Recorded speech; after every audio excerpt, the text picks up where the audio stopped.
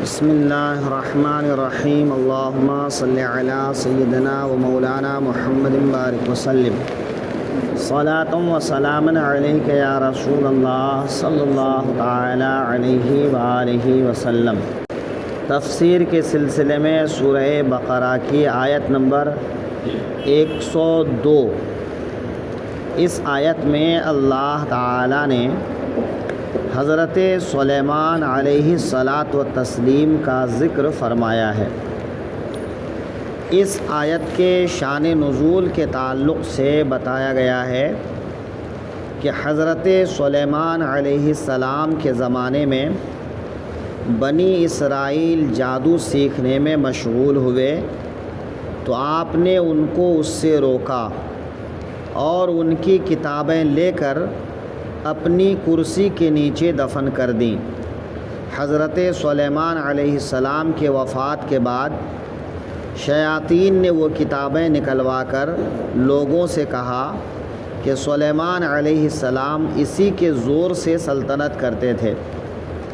بنی اسرائیل کے صلحاء اور علماء نے تو اس کا انکار کیا، لیکن ان کے جہال جادو کو حضرت سلیمان علیہ السلام کا علم بتا کر اس کے سیکھنے پر ٹوٹ پڑے، انبیاء کی کتابیں چھوڑ دیں اور حضرت سلیمان علیہ السلام پر ملامت شروع کی۔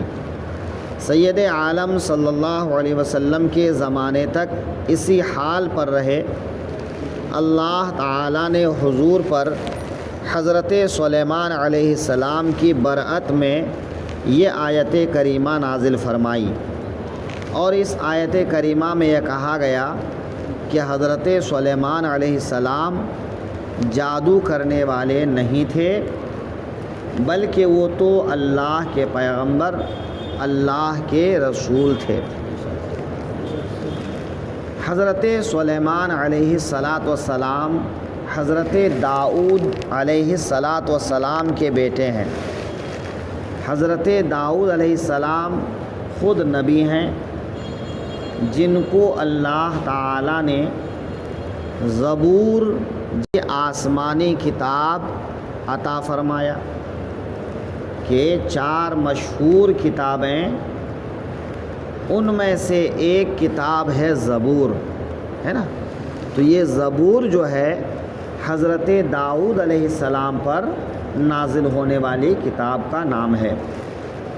حضرت داؤد علیہ السلام کے بیٹے ہیں حضرت سلیمان علیہ السلام۔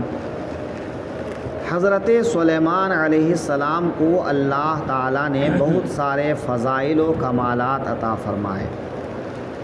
خاص کر اللہ تعالیٰ نے ان کو فیصلہ فرمانے کی جو طاقت عطا فرمائی تھی، وہ ایک بے مثال طاقت تھی۔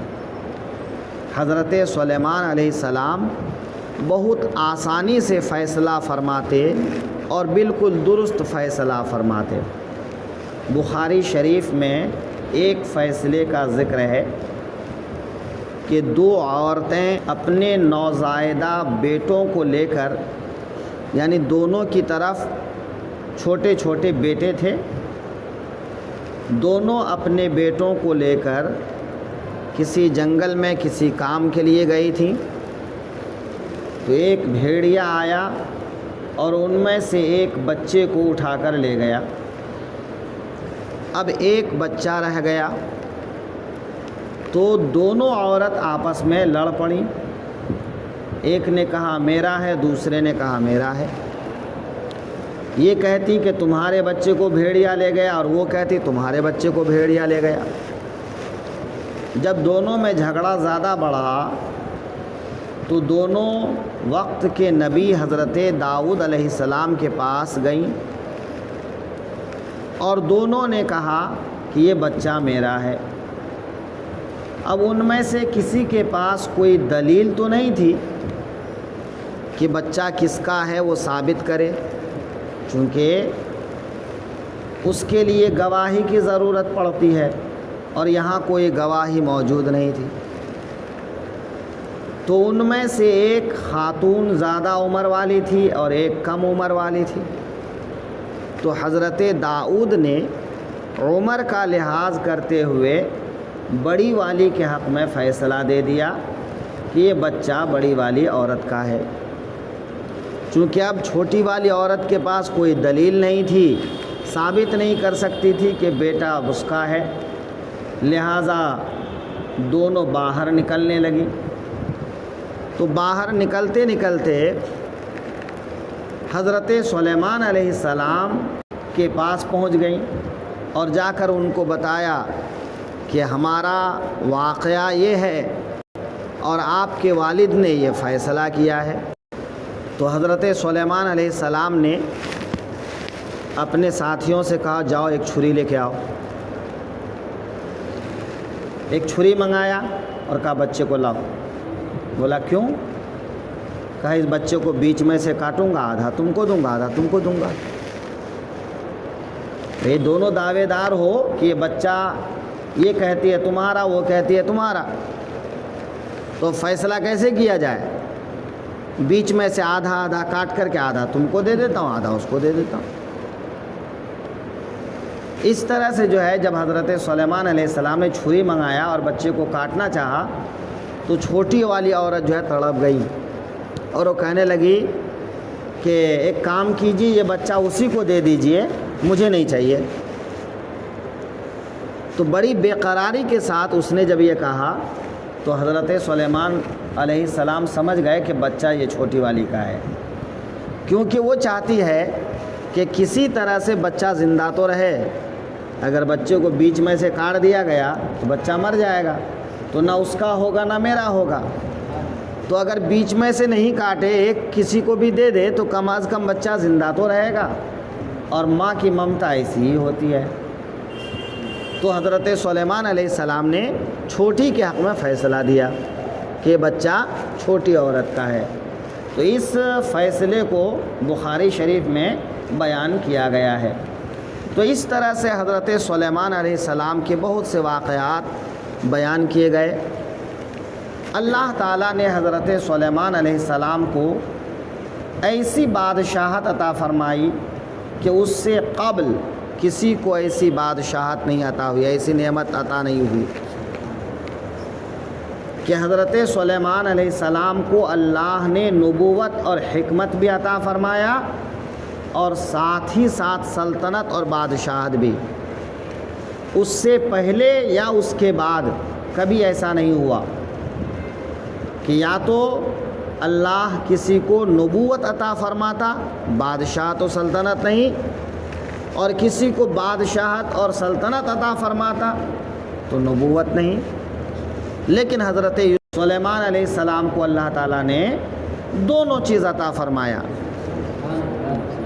اور اللہ تعالیٰ نے جناتوں کو ان کے تابع کر دیا، ہوا کو ان کے تابع کر دیا۔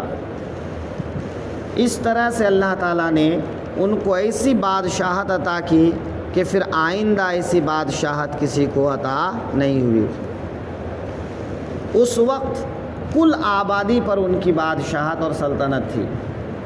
تو حضرت سلیمان علیہ السلام کو یہ سب کچھ اللہ تعالیٰ کی طرف سے عطا کیا گیا تھا، نہ یہ کہ وہ کوئی جادوگر تھے اور وہ جادو کرتے تھے اور جادو کے ذریعے سے لوگوں پر حکومت کرتے تھے، ایسا نہیں ہے۔ لیکن اس زمانے میں جو بنی اسرائیلی تھے وہ بہت زیادہ جادو کیا کرتے تھے، جادو ٹونے کے چکر میں زیادہ پڑے رہتے تھے، اللہ کی کتاب کو چھوڑ بیٹھے تھے۔ تو حضرت سلیمان نے تمام جادوگروں کی کتابیں چھین کر اپنی کرسی کے نیچے دفن کر دیا۔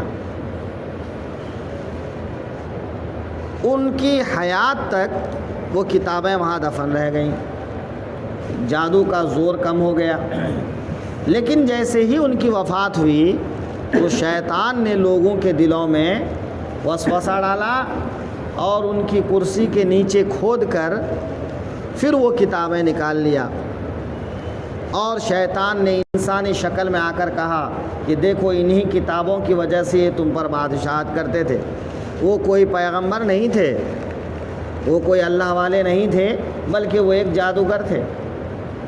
اور پھر لوگ کثرت کے ساتھ جادو سیکھنے لگے اور وہ اس طرح مشہور ہی کر دیے کہ حضرت سلیمان جادوگر تھے۔ یہ سلسلہ جو ہے حضور کے زمانے تک چلتا رہا کہ یہودیوں کے بیچ میں اس بات کو لے کر اختلاف رہا، کچھ کہتے کہ نہیں وہ رسول اور نبی تھے، اور کچھ کہتے کہ نہیں وہ جادوگر تھے۔ تو اللہ تعالیٰ نے یہ آیت اتار کر کہا کہ وہ جادوگر نہیں، وہ اللہ کے پیغمبر تھے، ہے نا۔ تو اللہ تبارک و تعالیٰ نے حضرت سلیمان علیہ السلام کی برأت ظاہر فرما دی اس آیت میں، اور ان کو کہا گیا کہ وہ ایک اعلیٰ مقام والے اللہ کے نبی تھے، نہ یہ کہ جیسا تم کہتے ہو کہ وہ جادوگر تھے۔